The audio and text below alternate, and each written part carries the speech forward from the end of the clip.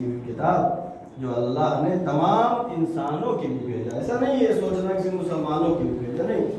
ہدی للناس، یہ قرآن مجید تمام انسانوں کے لیے، تمام انسانوں کے لیے ہدایت کے لیے آئی ہے کتاب یہ. اور اس کو کم سے کم ہم کو کچھ حد تک جاننا ضروری ہے کہ اس میں کیا بیان ہوا ہے، اللہ نے کیا کہا ہے، خالق کی مخلوق سے کیا خطاب کیا ہے. آیت نمبر 119 پڑھیں گے. اعوذ باللہ من الشیطان الرجیم، بسم اللہ الرحمن الرحیم. ہا انتم اولئک تحبونہم ولا تحبونکم وتؤمنون بالکتاب کلہ وَإِذَا لَقُوكُمْ قَالُوا آمَنَّا وَإِذَا خَلَوْا عَضُّوا عَلَيْكُمُ الْأَنَامِلَ مِنَ الْغَيْظِ قُلْ مُوتُوا بِغَيْظِكُمْ إِنَّ اللَّهَ عَلِيمٌ بِذَاتِ الصُّدُورِ. یہ اہل کتاب کے بارے میں تذکرہ چل رہا ہے، اور اس کے پہلے آیت تھی اس میں کہ تمہارے خلاف ان کے دل میں بغض بھرا ہوا ہے جو زبان سے تھوڑا ظاہر ہوتا ہے.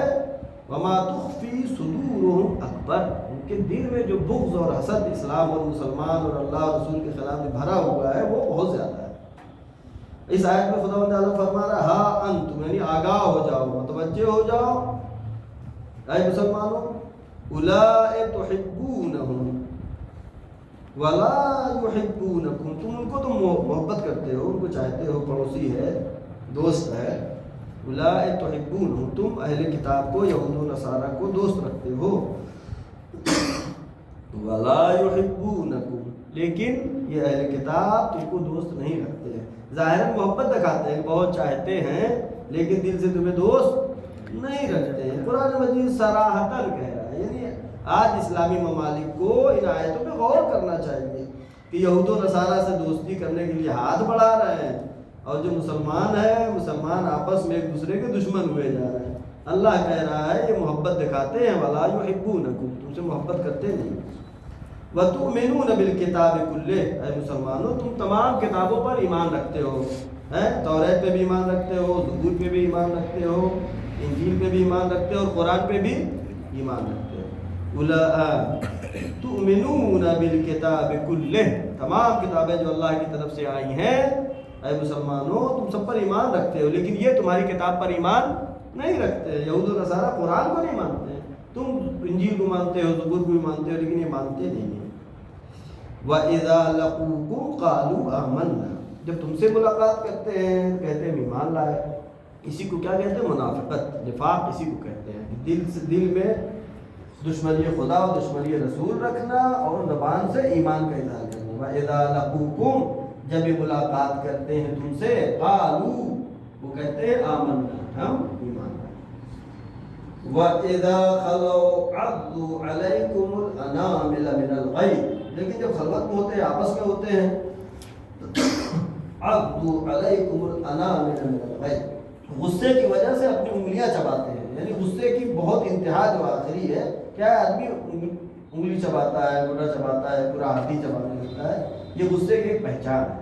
لہٰذا تم سے اتنا بغض رکھتے ہیں، اتنا حسد رکھتے ہیں، اتنا غصہ رکھتے ہیں کہ اپنی انگلیوں کو غصے کی وجہ سے چباتے ہیں. اب خداوند عالم یہاں پہ فرما رہا ہے میرے رسول قل، ان سے کہہ دیجئے، موتوا بغیظکم، اپنے غصے میں تم مر جاؤ. جب انقلاب کے زمانے میں ایران میں امریکہ کی دشمنی زیادہ ایران سے بڑھی، شروع سے ہی دشمنی کی، چونکہ ایک زندہ اسلام تھا.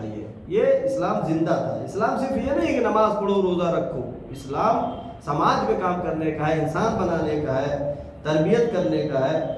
لہٰذا امریکہ نے ایران سے جب دشمنی کی تو خمینی صاحب نے ایک لفظ کہا تھا کہ امریکہ باہر، یعنی امریکہ کو چاہیے کہ غصہ کرے اور اپنے غصے میں مر جائے. یہ آیت قرآن کی، قل موتوا بغیظکم، اے میرے رسول کہہ دیجیے غصہ کرتے ہو غصہ کرو، اپنے ہی غصے میں مر جاؤ. ان اللہ علیم بذات الصدور، اللہ دلوں کے بھید کو جانتا ہے. تم دل میں کیا رکھتے ہو وہ سب اللہ جانتا ہے.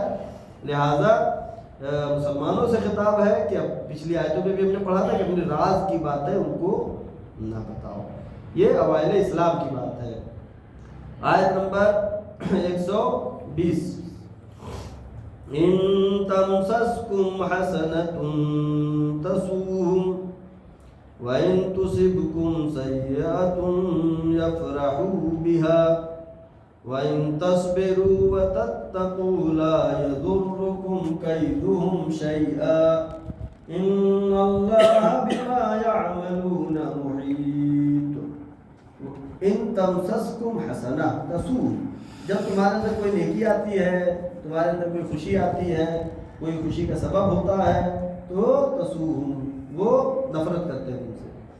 وَإِن تُصِبْهُمْ سَيِّئَةٌ، اور اگر تم پر کوئی مصیبت آتی ہے، یفرحوا بِهَا، یہ خوش ہوتے ہیں، دل ہی دل میں خوش ہوتے ہیں، ظاہر تم کو دوست دکھاتے ہیں اپنا، لیکن ایسا نہیں۔ اب خداوند عالم کہہ رہا راہ حل کیا ہے اس کا، ہے کیا کرو، تم سے اتنی دشمنی کرتے ہیں یہ اہل کتاب کی، جن کے سامنے قرآن مجید میں اللہ نے اور ان کی گزشتہ کتابوں میں بھی آخری رسول کے بارے میں بتایا گیا تھا کہ آخری رسول آئے گا، اس کی پہچان یہ ہے، سب کچھ جانتے ہوئے ایمان بھی نہیں لائے اور پھر دشمنی بھی کر رہے ہیں، منافقت بھی کر رہے ہیں۔ اب قیامت تک کے مسلمانوں کے لیے وَإِن تَصْبِرُوا وَتَتَّقُوا، اگر تم صبر کرو اور تقوی الہی اختیار کرو، لا يَضُرُّكُمْ كَيْدُهُمْ شَيْئًا، ان کا دھوکہ دھڑی کوئی تمہیں نقصان پہنچانے والی نہیں ہے۔ کس چیز سے؟ صبر کرو اور تقوی الہی اختیار کرو۔ ان اللہ بما یعملون محیط،